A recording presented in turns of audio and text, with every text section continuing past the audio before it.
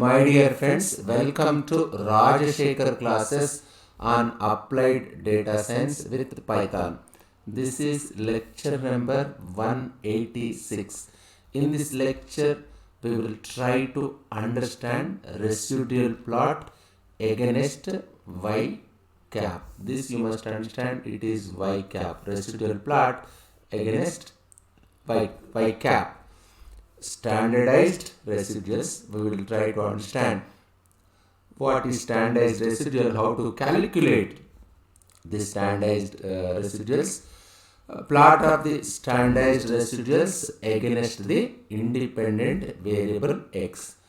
In my previous lecture, that is in lecture number 185, we have plotted the residual against x. What does it mean? In my previous class, what I did, on x-axis we have x, on y-axis you have residual. Now in this class we have to plot the residual instead of against x. Here I must plot that against y cap. We know what is y cap. Y cap, that is your predicted value, isn't it? Predicted value of y. The pattern of this residual plot, just observe this pattern. If you observe, just let me show that pattern. Just see this one. This is the pattern.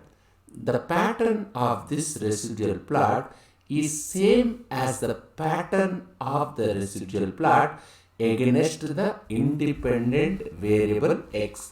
Here you must understand this difference between this plot and a plot which I discussed in lecture number 185. You are plotting against y cap. Here you are plotting against, what does it mean? Y cap means predicted value of y. Means on x-axis you are taking y cap, and on y-axis you are taking residual y minus y cap. But whereas in my previous lecture, that is in lecture number 185, here we had on x-axis x and on y-axis residual y minus y cap. If you observe this plot and this plot, they are similar. That's what it says. The pattern of this residual plot means this one. This residual plot is the same as the pattern of the residual plot against the independent variable x. It is not a pattern that would lead us to question the model assumptions. Why are we plotting residual against y cap? In my previous lecture, we were plotting against what? Against x. Now why we are plotting instead of, in the place of x, in this lecture we are keeping y cap on x-axis. What is the reason? Reason is, if there are more number of independent variables, for each independent variable you have to plot this residual. So instead of plotting different plots in the sense, if there are 3 independent variables, I have to plot 3 different residual plots. Instead of going for different independent variable, if you plot this residual against y cap, instead of plotting residual plots against each independent variable, if there is more than one independent variable, just try to plot residual plot against y cap. Then from that we can verify whether the model is valid or not. Means just with single plot you can conclude whether the model is valid model or not model, in the case if you have more number of independent variables. I can say like this: for simple linear regression, both residual plots against x and the residual plot against y cap. In this lecture, what am I discussing? This is y cap. Anyway, this is y minus y cap. Now I am saying something about simple. What is this? Simple linear regression. Let me repeat. For simple linear regression, both residual plots against x and the residual plot against y cap provide the same pattern. Means in the case of simple linear regression, if your this is residual y minus y cap, and if I write here x, I will get some plot, isn't it? Even you can plot this one. If you plot this one, you will get same pattern. You will get same pattern in the case of simple linear regression. For multiple regression analysis, the residual plot against y cap, residual plot against y cap is more widely used because of the presence of more than one independent variable.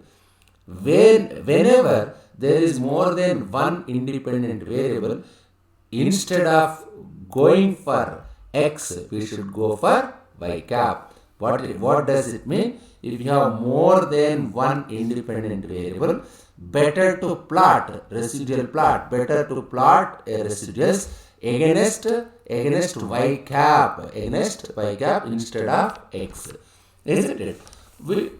No, means what does, if you plot residual against y cap, you can judge whether your regression model is valid or not.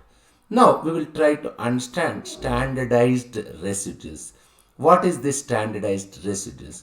Many of the residual plots provided by computer software packages use a standardized version of residuals.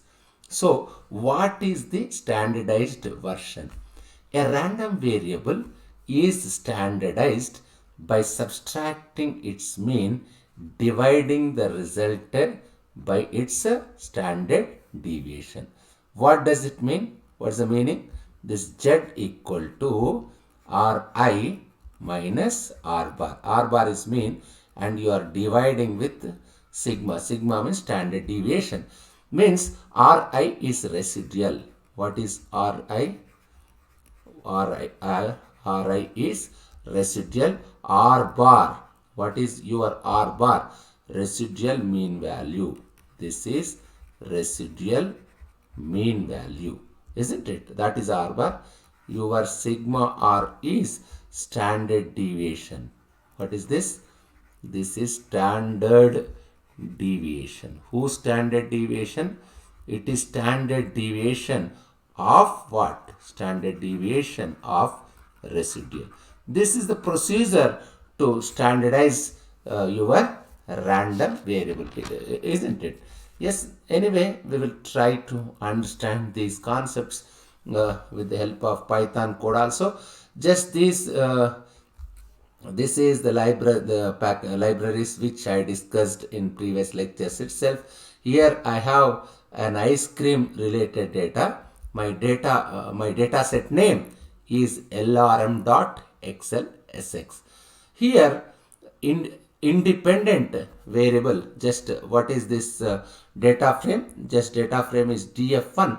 What are the values stored in this particular data frame df1? Anyway, I will keep all these lrm.xlx in my Google site. You can check from link here. What is this xlx, lrm.xlx? Just I am preparing a data frame. I am displaying this particular data frame, isn't it? Independent variable is population. Here this is independent variable. Which one is independent variable? Population is independent variable. What is sales? Sales is dependent variable. Sales depends on population, isn't it? Therefore, I can say sales is dependent variable, and your what is this? Population is independent variable. So, to get regression model, how can I get this? I already discussed in my previous lectures itself. Yes, what is this sales? Sales is dependent variable. Formula equal to OLS, formula equal to dependent variable tilde independent variable. Sales is dependent variable tilde this, what is this? Population is independent variable. Data equal to df1. What is df1? This is data frame, this table, isn't it? Therefore, fit1 equal to reg1 dot fit, fit1 dot summary. You know what does it mean? When you print summary, what will you get? You will get this, isn't it? What is this? I already discussed what is R squared value in my previous lectures itself. Adjusted R square I will discuss in multilinear regression. F statistics I already discussed, isn't it? Here, what is my equation? I can say my regression line is y equal to 60 plus 5x1. What is this x1? x1 is number of student population. What is this x1? Number of student population, isn't it? This is number of student population. You can get your ANOVA table. How can I get my ANOVA table? Print ANOVA underscore LM. What is your model? Fitted model is fit1, so that you will get this particular ANOVA table, isn't it? You can get your ANOVA table for regression analysis. This is ANOVA table for regression analysis. So for residual, what is your residual value is 8, because there are data set size. There are 10 observations. There are 10 restaurants. Therefore, data set size is 10. The degrees of freedom. What is the formula for degrees of freedom? Your degrees of freedom. Your degrees of freedom equal to n minus p minus 1. N is data set size, that is 10. This is my n. P is number of independent variables. How many independent variables here do we have? Here we have only one independent variable, minus 1. 10 minus minus 1 means 10 minus 2, that is 8. That is residual, isn't it? Therefore, there is only one independent variable, so the degrees of freedom is 1. So n minus p minus 1 means 10 minus 10 minus 2, 8, isn't it? That's what degrees of freedom says.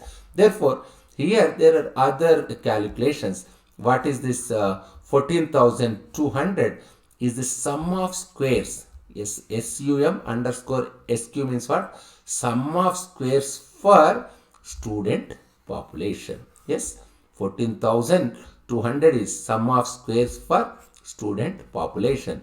Then what is this 1530? This 1530 is sum of squares for residual. That is sum of squares for residual, in the sense sum of squares for the error.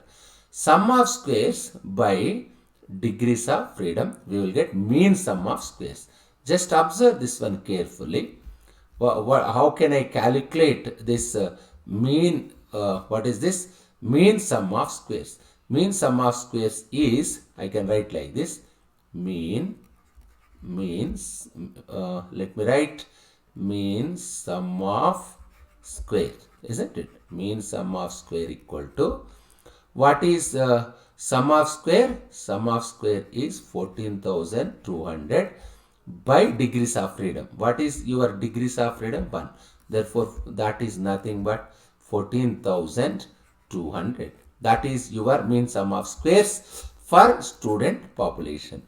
Therefore, how can I get mean sum of square for error? Isn't it? Mean sum of square for error.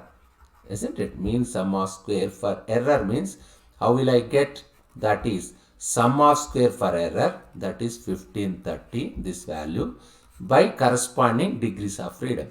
1530 by, this is 1530, this is by 1530 by 8. What will I get? I will get 191.25. I will get this value. That is mean sum of square. How can I get my F statistic? F statistics is mean sum of square for student population. What is this? Mean sum of square for student population, isn't it? Sum of square for, that is independent variable. Mean sum of square for student population by I need error sum of square, isn't it? I need error sum of square. How can I get these values? Just see, my F equal to mean sum of square for student population. What is mean sum of square student population? That is 14,200, isn't it? By error sum of square. What is my error sum of square? That is error sum of square is 191 point, I think it's 25. If you calculate this one, you will get 74 point something 24 something. That is my F statistic, isn't it? If you observe carefully, what is your p value? It's a very less value, isn't it? Low p value. What does it mean? Low p values. If you have low p value, what does it mean? Low p values are indications. They are indications. Low p values are indications of strong evidence. Strong evidence against the H naught.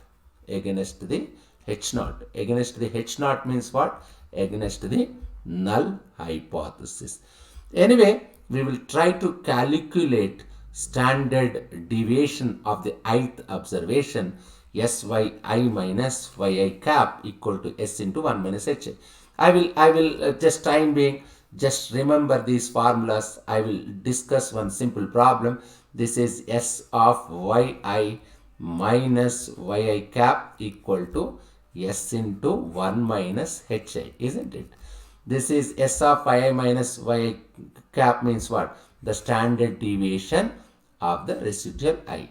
S is standard error and Hi equal to 1 by n in plus sigma xi minus x bar whole square by sigma xi minus x bar whole square. Anyway, I will try to solve one simple problem on standardized residuals. Just consider this first table, ANOVA table. This is the ANOVA table which I discussed, isn't it? Now, what is my standard error? First, I need standard error. How can I standard error? How can I calculate standard error? What is the formula for standard error? Is SSE. What is this? SSE by n minus 2. What is my SSE by n minus 2? That is essentially, that is under root of 191.25. SSE means what? SSE by n minus 2 is essentially this is 191.25. That is 191.25. Isn't it? How I got it? 14,000 191.25 means what? Your sum of squares. This what is this? 15. Anyway, I already discussed how will you get this 191.25. This is 1530 by 8, isn't it? How I got it? 1530 by 8. That is 191.25. That is 1530 means what? That is SSE. N minus 2 means this 8. N is 10, 10 minus 2, 8. Anyway, under root of 191.25. What number you will get? I think you will get 13.829 you will get. This SE, standard error means S here. I can say S equal to 13.829. Now, what is my HI formula? Just see here. My HI is, in previous slide we discussed this HI is equal to 1 by n plus xi minus x bar whole square by sigma xi minus x bar whole square. This is the formula. This is simple. For example, if I take I equal to 1, what is my H1? H1 equal to 1 by n. How many observations are there? There are 10 observations. That is 1 by 10 plus xi minus x bar whole square. H1. This is x1 minus x bar whole square. What is, how will I get x1 minus x bar whole square? It's simple one. What is x bar? X bar means just add all these values, 2 plus 6 plus 8 plus 26 till 26. What will I get? I will get 140. How many observations are there? There are 10 observations. 140 by 10 means 14. This is xi minus x bar means 2 minus 14 minus 12. 6 minus 14 minus 8. 8 minus 14 minus 6. 8 minus 14 minus 6. This is xi minus x bar. Xi minus x bar whole square means minus 12 square, 144 minus 8 square, 64 minus 6 square, 36 minus 6 square, 36 minus 2 square whole. This is x minus x bar whole square. This is what is h1 equal to 1 by n means there are 10 observations, x1 minus x bar whole square by sigma, what is that? Sigma x1 minus x bar whole square. That is 1 by 10 plus x1 minus x bar whole square. That is essentially, I can say it is 144. This is x1 minus x bar whole square, 144 by sigma xi minus x bar whole square. That is 568. What will you get? 1 by 10 means that is 0.1 plus 0.2535. 0.2535 means you will get 0.3535. This is the value. This is H1. In similar manner, I can calculate H2 till H10 I can calculate. Can I calculate? Yes, one can calculate. This SYI minus this one, how can I calculate? This, there is a formula in previous slides. Your SY1, let me say I equal 1, SY1 minus Y1 cap equal to, what is my S? I already calculated S in my previous slide.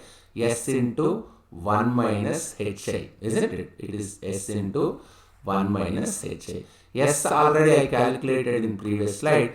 What is that S value? 13.829 into under root of, if I keep I equal 1, under root of 1 minus H1. What is my H1 value? H1 value is this is 0.3535, isn't it? That's 0.3535.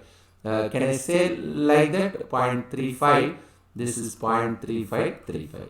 If I subtract that, what will you get? You will get SY1 minus Y1 cap is 13.829 into 1 minus 0.35 means I can say under root of 0.64. I can say it is something like 6465 you will get. Just if you multiply what values you will get, 13.829. If you take square root of that, you will get 0.8040. If you multiply, you will get SY1 minus Y1 cap. This is the procedure one can calculate. How will I get the standardized residual? How can I get standardized residual? That is minus 12. That is minus 12 by 11.1193. What is this? This is essentially yi minus yi cap by SYI minus yi cap. Minus 12, that you will get this one.